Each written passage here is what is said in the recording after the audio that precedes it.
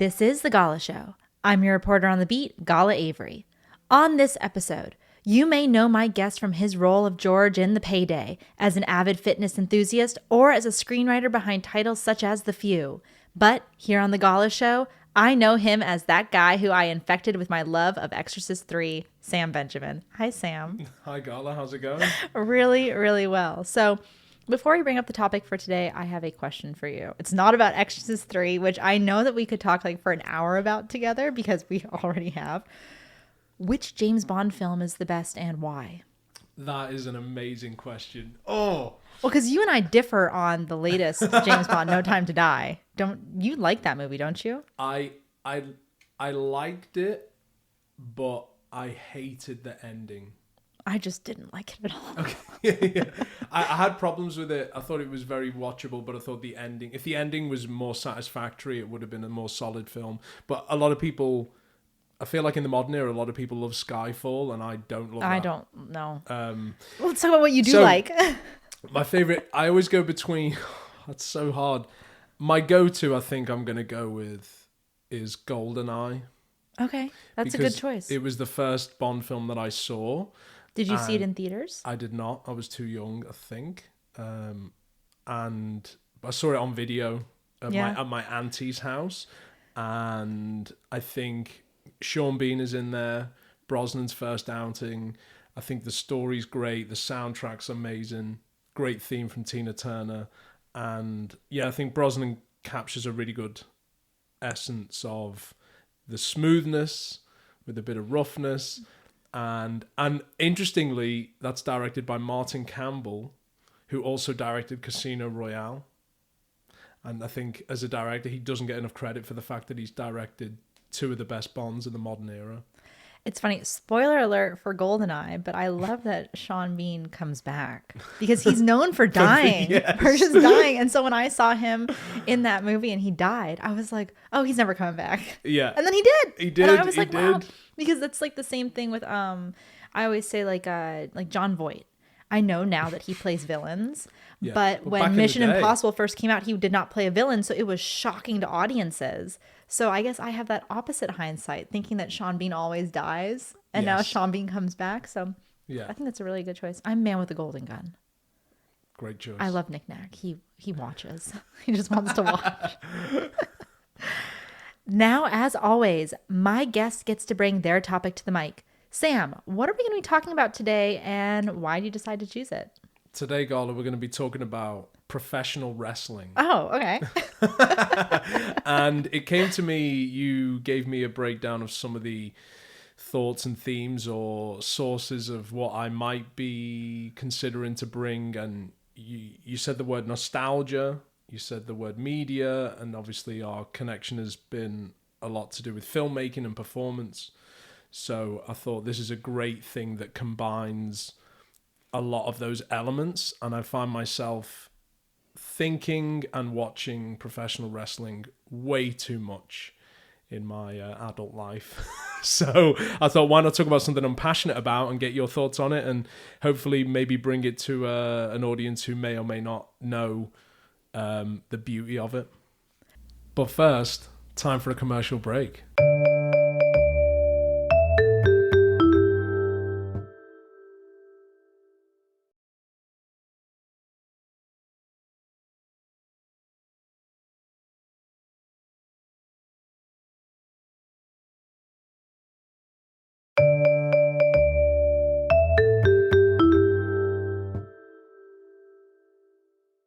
And we're back. And that's our topic for today, professional wrestling. I'm guessing specifically WWE, because as someone who doesn't know anything about wrestling, I kind of think that that's the same thing. So They're the most dominant company. okay, so we're going to be talking about professional wrestling. And to preface this conversation, Sam did send me a few videos as homework, which I watched. So 30 minutes on the clock, and our time starts now.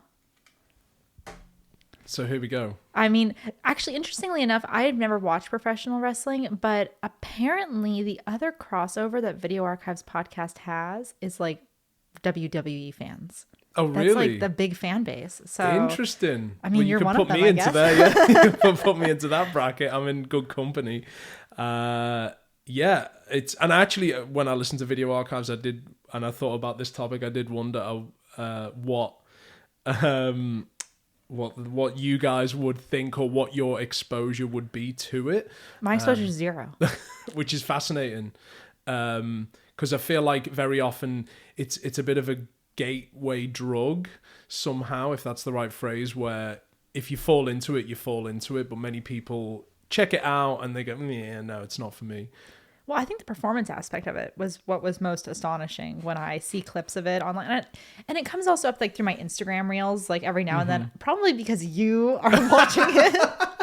You can't blame me for your algorithm. Well, also Chris, I think it's CWR or CRW. He's a tape vendor. He really loves wrestling. Yes. And so all these tape heads really dig it. And I think it's because of the time and the era that it came out. When did you first get interested in professional wrestling? When I was really young, and I think the thing that really got me into it was so for a while when I was age 0 to 11, for the majority of that time, my mum was a single mum bringing me up. And we moved around quite a lot, and she was a bit of a party animal as well as being a great mum. So often she would get in her friends or her friends' daughters to babysit me. And it was so one of my babysitter's boyfriends came one day and brought all these wrestling videos. Like on tape? On tape, yeah. And then, so he'd just throw them on, and I ended up getting really sucked into it that way. And then there was a guy at my school called Chris Proctor who had all the wrestling figures. Shout out to Chris. I don't even know where he moved to Mauritius. Oh. But I haven't spoken to him since the school days. But yeah, and then I just fell into it completely, and I think it ticked the sporting box, but also I was a big superhero guy. I had my Batman figures, and was Batman Batman was your superhero? Batman was always my favorite, and is always my favorite superhero. And so and there was especially back in the day, there was larger than life characters. The most famous one way back is obviously Hulk Hogan. Yeah, even I know Hulk Hogan. Yeah, so. Which crosses over to movies as well, because then on a Saturday night I'd be at my dad's and we'd watch Rocky 3, and then you'd see Rocky versus Hulk Hogan. Was Roddy Piper WWE? Yes. Okay, because I know him from They Live. Yeah. So Roddy Piper as well. Jesse Ventura. Yeah. Who was in Running Man and Predator, and I love Running Man. Yeah, what a film.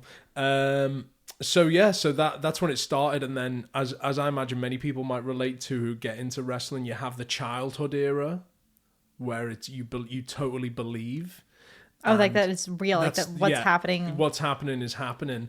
And then sometimes during the teenage years as a guy, you either don't watch it or pretend that you don't watch it. That's dumb. That's so dumb. you don't get. I don't know whether that's changed now, but back in the day there's a little bit. But then it got really cool.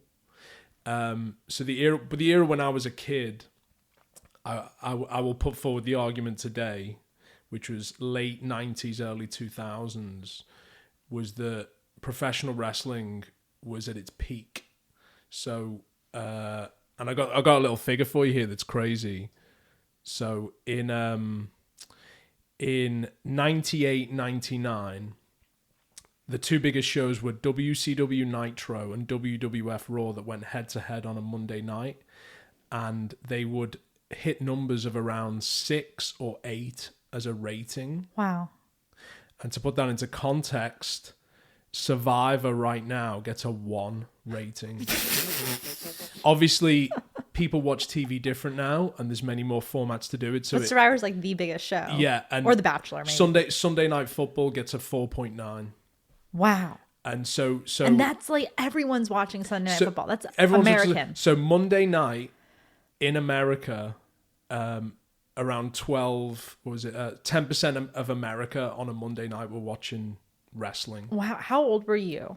I was... Obviously you weren't in America. I wasn't in America. So weirdly, Britain, we got those two shows on a Friday night as a 4-day delay. So you really had to wait. So we had to wait, and then Friday nights I'd stay at my dad's, and WWF, now WWE, was on Sky Sports, and that was the dominant show. But then one night I came in, and my dad goes, "Oh, forget that WWF stuff, which is WWE now. There's another show on TNT called WCW Nitro, which was a rival company. And he goes, there's this guy. He goes, Hulk Hogan's on that now, and he's a bad guy. He's a villain. And they've got this new guy, Goldberg, who's just an absolute beast, and he's beating everyone. We've got to watch that instead. So wow, I love that he had the turncoat, like he was a hero to a villain. Yes. And so it's like that was like an exciting like arc to go on. Wow. Yeah. So one of the for the listeners, one of the matches I gave for Gala to watch was with Hulk Hogan, so in the 80s, bluntly, he wore red and yellow. He was an American hero. He'd tell everyone to say your prayers, take your drink vitamins, your milk, treat your mom nice, and fight for what's right. And then in the 90s and late 90s, he ditched the red and yellow. He wore black. He called himself Hollywood Hogan because the idea was that he'd been to Hollywood and he was better than everyone else now. And he told the fans to stick it, and he didn't care. And every match he cheated to win, but still claimed that he was the best. And he had this like black stubble underneath his blonde mustache, which is just incredible. It was and then in that late 90s, early 2000s was when Stone Cold Steve Austin came in, The Rock, Dwayne Johnson came in. So it was just this. Oh yeah, I always forget that The Rock came from professional wrestling. Yeah. Dwayne The Rock Johnson. And I guess that's why they can't use The Rock as his Monkey A, because it's owned, I think, by WWE. Yeah. That's why he just goes by Dwayne Johnson now. Do you think? Or do you think he actually wants to be? I think for a short while. Legit. Okay, so I think for a short while he wanted to be like Dwayne The Rock Johnson, but I think I could be wrong because I'm not obviously an expert. Who knows? But he's in an episode of Star Trek. He's in the Tsunkatse episode in in Voyager, where it's like wrestling basically, and he comes out and he battles Seven of Nine. I don't know if you know who Seven of Nine is. No, I'm not. I can't remember her name right now. Jerry Ryan, maybe. But yeah, she's like this like buxom, well-endowed lady. Large personality. Yes, a very large personality. But they fight like in the episode. And it's really funny seeing The Rock versus her. That's hilarious. But there's some hilarious crossovers because there's been many guest appearances in many TV shows over the years. Well, because they were household names. Oh yeah, they brought people in, and it's such a fascinating craft because it's never quite fits. It in a way it rivals or has a similar audience to Monday or Sunday Night Football, but at the same time it also captures a comic book or a fantasy or people that watch Star Trek or people that just more. And interestingly, the audience evolves as well, because back in the late 70s, early 80s in England on the channel called ITV, they had a show called World of Sport. Every Saturday they had an hour's wrestling, and back then that would get 10 million, and that's in the UK, which has a way smaller population. But they had a huge, on the front rows of these, when you watch old footage on YouTube, World of Sport Wrestling, all the front row are all grandmothers. Wow. They're all women in their 60s and 70s. And when the villain wrestlers would come out, they would hit them with their handbags and shoes. Because it's good, clean fun. That's the thing. It's like, it's honestly good, clean fun. Yeah. Because whether, like, if you believe it and you believe the story, like, just like any great piece of media, you want to believe. Like any movie that you go into, the actors are playing make-believe, but we go in there and we suspend our disbelief and we have a really good time. And so for grandma to be able to go and hit the villain with her handbag, it's almost like she's the hero for the night. Exactly. But also I heard that sometimes some of the wrestlers said some of these grandmas would put bricks in their handbag. Okay, grandma, it's not it's not that real. Oh yeah, but then that's something that fascinates me is when you go back, and that's why the nostalgia comes into it, because I think with the internet, I think the internet's been great for connecting community of wrestling fans. Has it? But the downside is that it has pulled the curtain back a lot. Yeah. And it's made the suspension of disbelief much harder. If you have a wrestler who at 9:00 on the show was being horrible and cheating and calling people out, and then the next day on Instagram they're smiling, with their family at church. And then you go, hang on a minute, I'm confused now. So whereas back in the day they kept it much more under wraps, like a magician. Yeah, that's a really good way to put it. Like a magician. I didn't even think about it because when they're on stage, they really are kind of performing a miracle, like a magic act. They're all coming together and they have, I'm guessing, like a predetermined script that they've rehearsed and that they know this arc. But that's one of the things I love also, like when you talked about Hulk Hogan, like he was a goodie and then he turned into a baddie. It's like, to quote Jaws from Moonraker, and then he turned back into a goodie. Yeah. I like that the character evolved with what the audience probably wanted and needed. Yeah. And also like with what the times were. Like when Hulk Hogan became a villain, it was the 90s. Yep. And it was a very different era than it was in the 80s when it was like Americana. And so it's like the grunge movement and all that stuff kind of happened. No, that's the fascinating thing. It normally reflects society that's happening. And in that late 90s, early 2000s, it was more of a Gen X dominated and it was that grungy Nirvana and, F you to authority. So it is, and Hulk Hogan had to change as a specific example in order to stay relevant. And it was brilliant because, and then what happens is like what you said with Jaws or you look at a horror franchise, like Freddy or Jason, and the similar thing happens with wrestling. If you have a stone cold villain who's got attitude and is horrific and horrible, if they're a villain for long enough, the audience starts to like them. They start to love them because it's like that's your favorite villain. And also like every villain is the hero of their own story. Yeah. Every villain has a reason why he's evil, his origin story. And that's also like with comic books. Yeah. The villains are always written the best. Because Usually. like there's really a reason why they're doing what they're doing. And a great writer can make you feel for them. Yeah. And like make you feel pained. Oh yeah, 100%.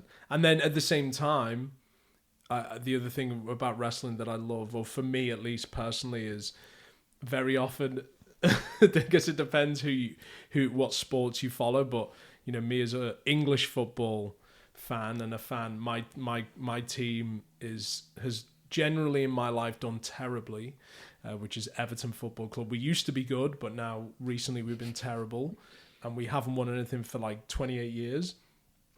So in the sporting realm, I've relied on wrestling to get an element of justice, because if you turn up to justice, if you watch whether you're watching American football or basketball, baseball, English football, hockey, whatever your preference is, whatever your team is, if you're just getting, there's so many times when you're watching your sports team and you just think that's not how it was meant to go.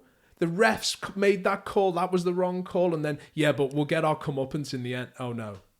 And then, but this time the other team won. But the next time we're going to get our revenge. Oh, no. But in wrestling, you do. In wrestling, when it's done well, is that, yes, there are weeks or events where the bad guys do win.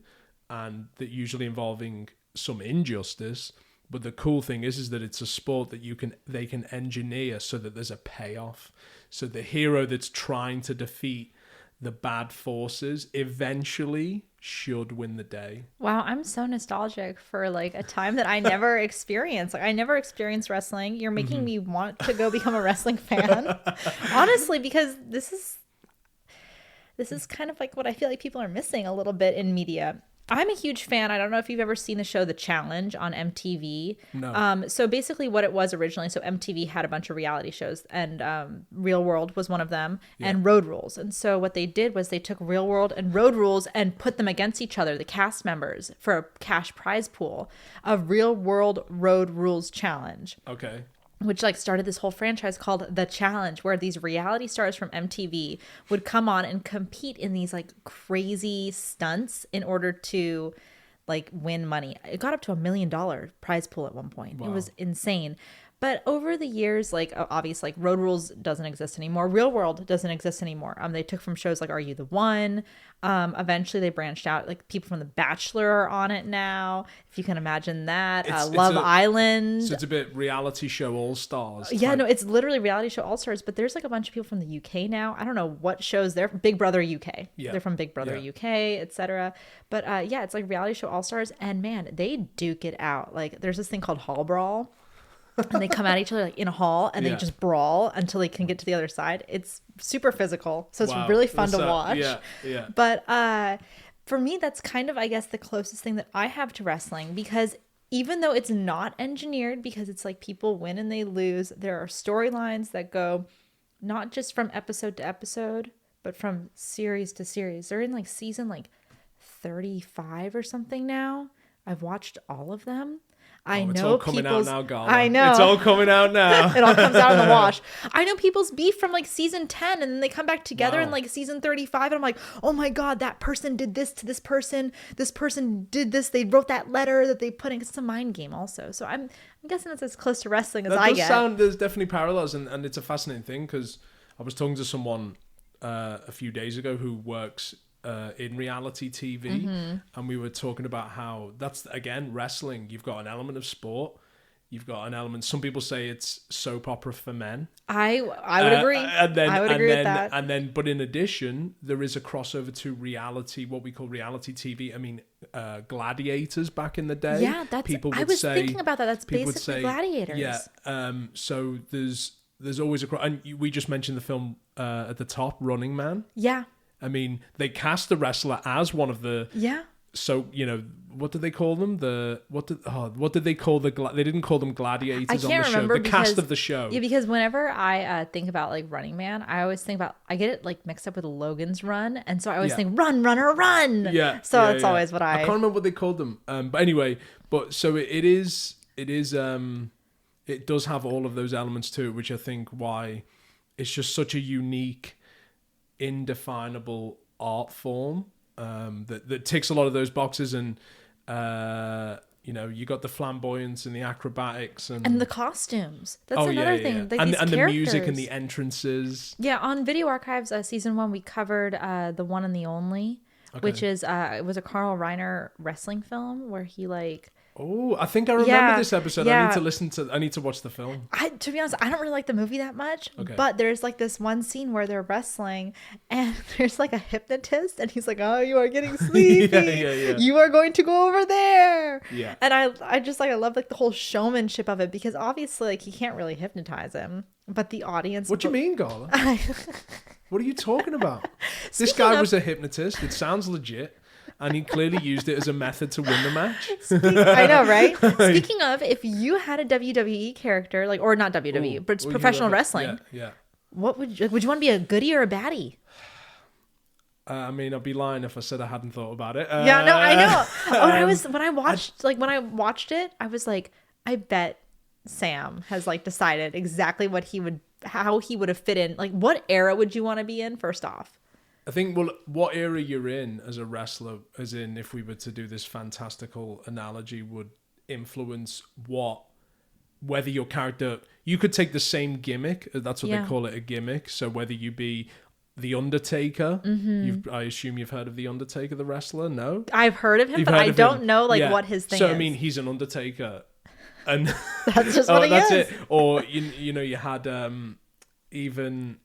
So that character, depending on the era, might be a hero or a villain, depending on the taste of the audience. In the same way that Stone Cold Steve Austin, who has done a lot of acting, his gimmick was that he was pretty much an exaggerated form of himself, which was a Texas beer drinking, foul mouthed guy that sounds like my kind of man. Yeah, exactly. Yeah, I think he's married, Gala. I think he's happily married. But he congratulations to his missus.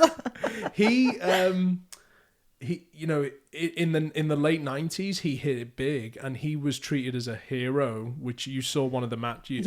Gala watched Stone Cold Steve Austin versus Bret the Hitman Hart. Bret the Hitman Hart is a pink and black, sunglasses, fighting for what's right, brilliant wrestler. But in the late 90s, people just started to go, this guy's a goody. I don't care about this guy. I like the guy who's cussing people out and who's giving people the finger and doesn't care. So in answer to your question, I don't know, because it's a lot of, obviously as an actor, I think a lot about how I'm perceived or how I'm cast and portrayed on screen, because everyone has an on-screen energy that they naturally bring. So, but I don't know what that equivalent would be in the wrestling world, and I don't know whether it would be something very straight-laced and because I could lean in. It's a lot of it is leaning into stereotypes. If I was in America, for example, I could be a refined British arrogant type character, or a chav. Or I could come out in a tracksuit and be a total working class chav and cuss people out and, you know, make moves on people's women and, you know, come out, you know, doing outrageous stuff. So I think... because it's almost like you're not the one creating the character. It's like the organization kind of creates your character for you. Yeah, and that can have mixed results. Obviously, sometimes you can take a character and it can be an outlandish, very out there character.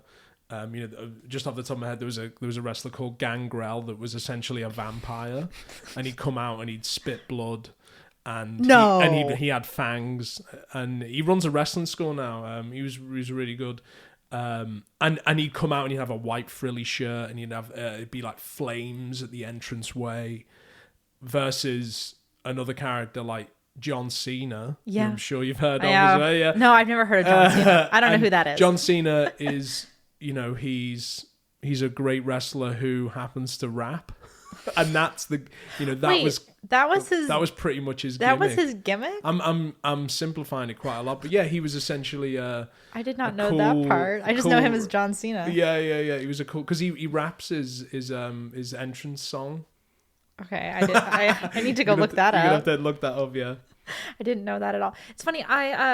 Two things. One, this morning, speaking of these wrestling Instagram reels that your algorithm is pushing onto my algorithm, I saw one where it was like this like little Asian girl that was fighting this big guy, and apparently I think it was like a charity match where she was like really wanted to be a wrestler when she grew up. And so they had her come and fight someone, and it was so kick butt. Yeah. Like it was kick ass. It was so fun. And then it reminded me of this NHK special. It was like of this guy that went to Japan as like an American, and he like became a wrestler in Japan, and he's like one of like the biggest wrestlers because kind of what you said, he was typecast as like the white guy who comes to Japan and is like now here, and he became a huge wrestler, and I loved that. So I love the sportsman showship of it. Do they fight like do they hate each other? Well, this is the thing, is there's certain examples where the one famous wrestler, I think it was Terry Funk, who recently died. He's a legend in the wrestling game, and I think his quote was, "I might not be able to get you to believe in wrestling, but I can definitely get you to believe that I'm real." And so that was his angle, was that, hey, you might think that something's going on with this wrestling stuff, but when you watch me and you're tuning in to see the big fight against the guy that I hate, you are going to know that I hate this guy hates me, and we want to beat the crap out of each other. And you could say that is a little bit what boxing does. Yeah. Sometimes you'll have I'm sure it's happened where you've got two big boxing stars that are going head to head, and in reality, they've got no beef.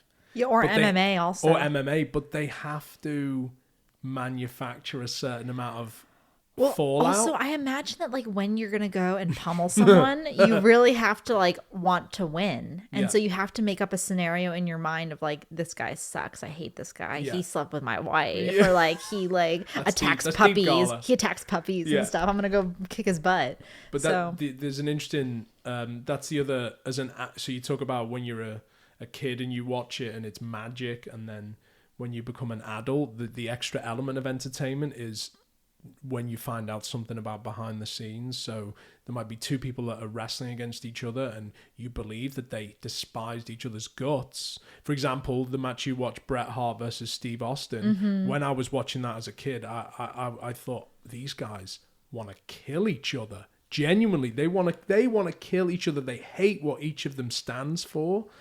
But then when you hear them talk now about the match, they were best mates. Wow. And they have so much respect still for each other, and they adored how each other worked, even though it was very different. Whereas there's other examples where there was legit hatred or heat, as they say, between the two of them. Bret Hart had a rivalry with a guy called Shawn Michaels, where Bret Hart literally refused to lose. Because he hated him so much. Because it's a long story, but yeah, Shawn Michaels had done things that had annoyed Bret Hart and said, I'm not losing to him. So Bret Hart said, well, I'm not losing to you. and it was just a standoff. So did they ever battle against each other? Well, that was a thing called the Montreal Screw Job, which you can look up. The Dark Side of the Ring is a really good documentary series if anyone wants to look into it. Montreal Screw Job, and essentially Bret Hart was the champion, but he was leaving the WWE. So the owner, Vince McMahon, needed to get the belt off him before he left. Oh. But he left it really late, and he was scared that Bret was going to take the belt with him to the other company and say, look, I've still got the belt, I'm still the champion, how, and make a mockery of WWE. He said he'd never would have done that, but the guy who Vince McMahon wanted him to lose to was the guy who Bret hated. So he said, I will lose to anyone but not him. And then Vince McMahon was saying, well, I need you to lose to him. and so it was a standoff. But did he lose to him? So in the match, Survivor Series 1997, they essentially tell Bret, when you go out, you're not going to lose the belt. We'll figure it out. But in the match, they screw him out of it in real time. And you can see that, and that's real. That's you real. Can see it's on it on Peacock, ladies and gentlemen. Survivor Series 97. Yeah, if I had Peacock, I would be watching it right now, but I don't. Yeah. So darn, I'm there's cursing many the world. examples of there's some examples where and this is why I'm in awe of professional wrestlers, because it in a way it's like a movie where you suspend your disbelief, but the difference is obviously stuntmen, yes. But these guys are performers or the guys and girls are performers who are risking their lives every night. Yeah, for our people entertainment. People have been paralyzed just because of one misstep. Yeah, and no one is going into the ring in wrestling trying to hurt the other person. I hope not. Well, that's the other danger, is you're going in, and I've heard wrestler. I did a movie called I Am Vengeance: Retaliation, which has Stu Bennett in it, and he's called Bad News Barrett. He's a commentator now in WWE, but he was a wrestler, and he would say, when you're a wrestler and you step into the ring, you're handing your body to the other person. It's trust. Yeah.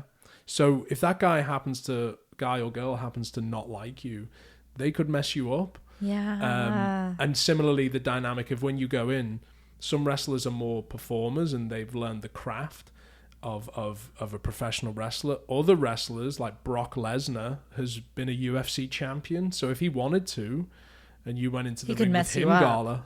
Oh, well, I don't want to go in the ring. I don't want to go in the ring. I don't want to go in the ring. Do men and women fight each other in WWE? No. There's Generally, never. and I think it's an interesting one because there's some independent organizations. I went to a local show in Liverpool when I was back in England, Atomic Wrestling it's called, and they had a mixed match where it was male and female, which obviously it's not a legit sport, so it makes choreographed sense in that instance. So, but what other people would say is, in the same way that in the Olympics you have the 100-meter women's and the 100-meter men's, if you want to suspend the disbelief, we should probably keep an element of, we still want to present it as a sport. So, it's that usually it's there's a male division and a female division, and in recent years the female division in WWE has been incredible. It's really risen, and there's great athletes coming in, and they've really. Then there was a phase when they were doing magnificent things that really made the male division have to step back up, and because it was great. they had great, there was people, Charlotte Flair, Sasha Banks, Becky Lynch, all these big people came in, and it was like the era of The Rock and Stone Cold Steve Austin, where all these big people came in. WrestleMania. Did you just say WrestleMania? WrestleMania. You've been? I've been. I went to... On Instagram, I witnessed it? You witnessed it via my Instagram. I went to, this year, and it was a big deal for a Brit because WrestleMania's never been to England. Was it in England? It's never been to England. Okay, so you were here when you saw it. But I was in LA when WrestleMania came to LA, so I had no excuse. No, you had no excuse. So, the SoFi Stadium, so I went, and it was just... So what is it like being there with all the other wrestling fans? Incredible. It's like a festival of joy. Oh. And some people are dressed as the wrestlers in cosplay. Most people you're representing one of your favorites with your T-shirt, and you're connecting with people from all over the world. I ended up chatting with this father and son from Germany. Oh, that's amazing. And then like people from Brazil. Wow, that was great. Our time is up. Sam, is there any final thought that you'd like to leave the audience with? Oh. If you haven't watched professional wrestling, give it a watch. See what you think. And if you've dismissed it, then give it another go. I mean, I want to give it another go. Or my first initial go, because I've never watched professional wrestling. I didn't really know an entry point. I guess it's on Peacock. It's on, If you have Peacock. You can. So the WWE. If you're subscribed to Peacock, WWE is on there. You can watch. They have a monthly pay-per-view. So if you just look it up, I'm sure it'll have the latest one. Or you can go to your local video store and see Go if they have to your any local tapes. video store, yeah. And obviously there's another the other rival company now is AEW, and they're on TNT and TBS, I think. Okay. As a regular. So there's show. lots of options. There's lots of options, and you just Google on YouTube and you can find some stuff. And enjoy. Thank you, Sam, for coming on to the show. If you'd like to keep up with Sam, you can check him out on Instagram at Sam Benjamin Now. Also, his film The Payday is available to check out on Stars in the US, which you can watch via Hulu. Or if you're in the UK, you can check it out on Amazon. I'm Gala Avery, and this has been The Gala Show.